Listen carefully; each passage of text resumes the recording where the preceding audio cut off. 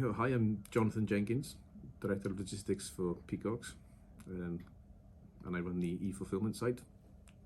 I've been with Peacocks for 12 years, but I've done this role for 25 now. It's really good, really easy, to be honest. We basically, we are constantly trying to change here. We're trying to improve all the time. What we do through, I say, our retail side as well helps. We change that all the time as well. So we're always evolving, trying to make things more efficient. And obviously, as cost goes up, everyone's aware of cost of living crisis at the moment and national living wage. So every year, our target has always been to absorb the national living wage increase through efficiency gains or productivity gains. So what we do is we look internally at our systems and processes, and then what we tend to do with OrderFlow is at least once a year, we speak to them about, right, this is our thoughts.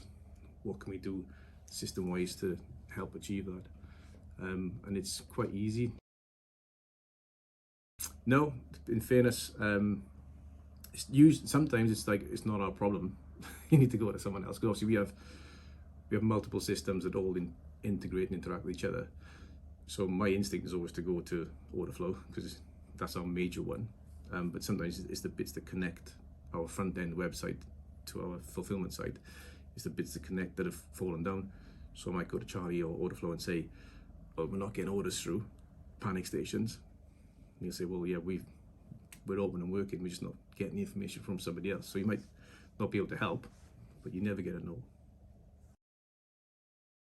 Definitely, I say when we started with OrderFlow, we had one brand in one warehouse, and Charlie and team were quite small. That was probably 12 years ago. But since then, we've grown, acquired new companies, more brands, more warehouses, and again, different logics. So we say about the sort machine. Some companies don't work like that, and we've got another branch up in Wakefield that doesn't have a sort machine. So they're different, and again, another branch in Carlisle that doesn't have a sort machine. So they pick and pack in different ways to us. So we've got 3 sites that we currently fulfill from, and they're all with different logic. And as we have grown and acquired companies, so has the team at OrderFlow.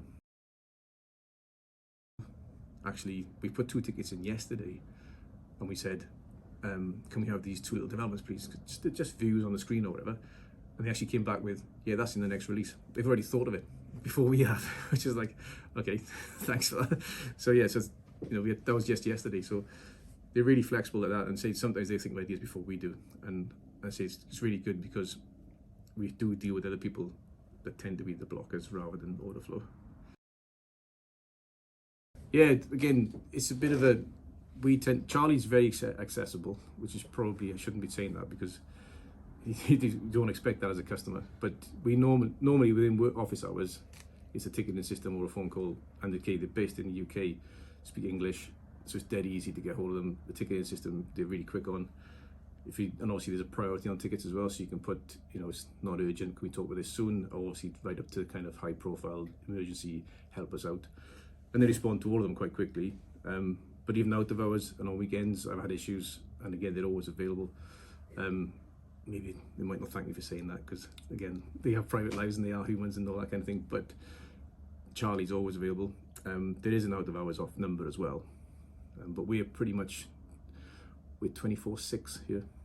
And it's not often we have to wait very long for a reply, but I'm not sure they thank me for that.